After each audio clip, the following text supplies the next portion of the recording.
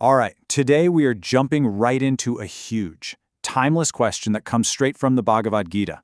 How in the world do you find inner peace when life just demands constant action from you? Let's dive in.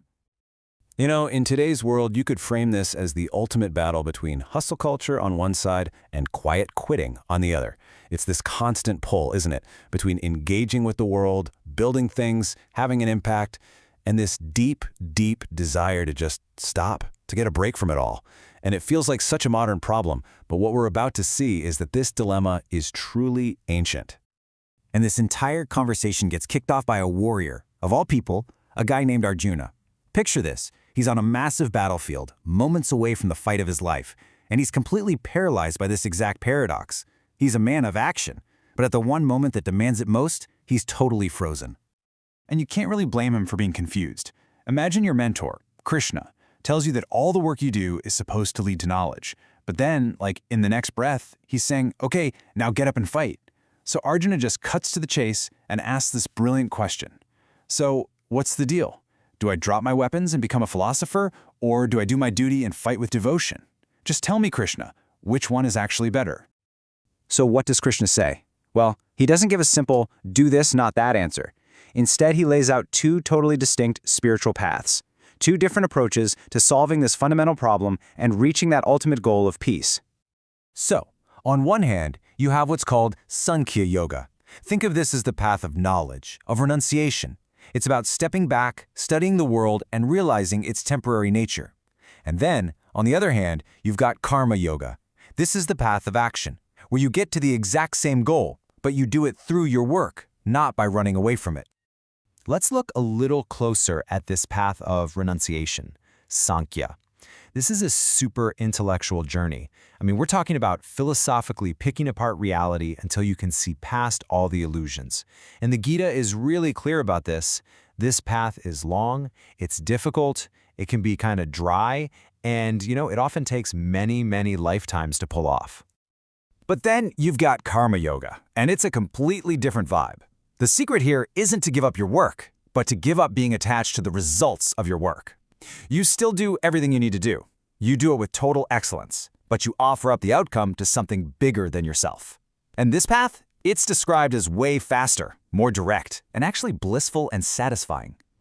So here's the kicker. Krishna says, look, both of these roads lead to the same place. He even says that if you truly master one, you get the benefits of both. But, and this is a really big but, he makes it crystal clear that for most of us, one of these paths is way more practical and, frankly, just plain superior.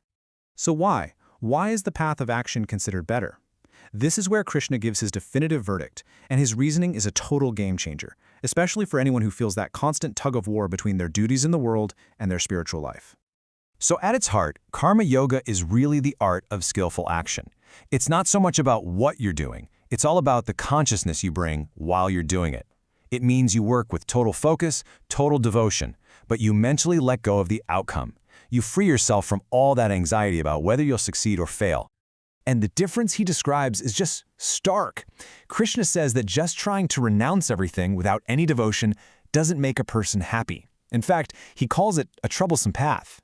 But the karma yogi, the person who works with devotion, they achieve the supreme goal without delay. The difference in the speed and the experience is just immense. Now, this is one of the most famous metaphors in the whole Gita, and for good reason. Just think about a lotus leaf. It sits on the water, it's supported by the water, but the water just rolls right off. It never actually gets wet. In that exact same way, a karma yogi can be right in the middle of the world, fully engaged, but remain spiritually untouched, totally free from that web of reactions that usually binds us to everything we do. So what's it actually like inside the head of someone who's mastered this? What's going on in their mind? You might think it's some kind of cold, detached state, right? But it's not that at all. It's actually the complete opposite. Well, the mind of a karma yogi is all about mastery and connection.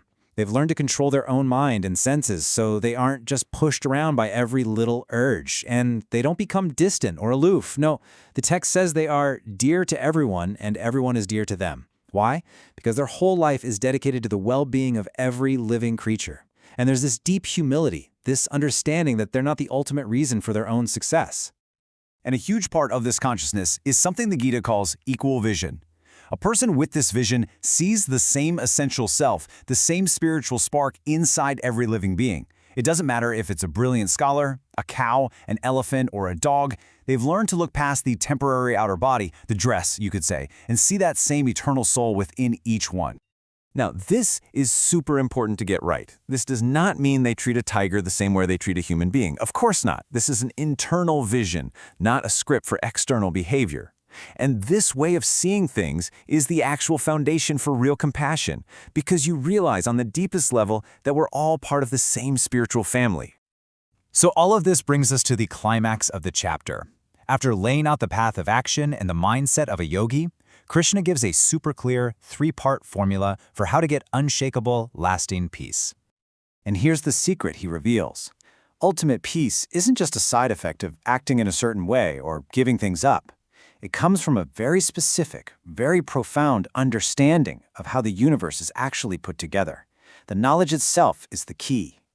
And here it is, the 3 keys. Lasting peace comes from knowing, number 1, that there is a supreme beneficiary of everything we do. We're not just doing it for ourselves. Number 2, that there is a supreme controller of everything. We are not ultimately in charge. And number 3, that this same supreme person is the greatest, most loving friend and well-wisher of every single living being.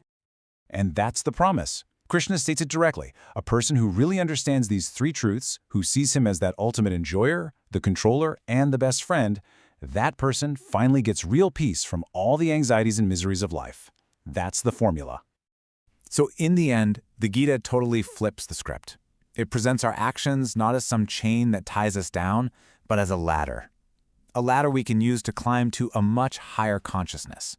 And so the question it leaves us with is a really personal one. If you know that your work can be a path to peace and not just a paycheck, where are you going to choose to climb?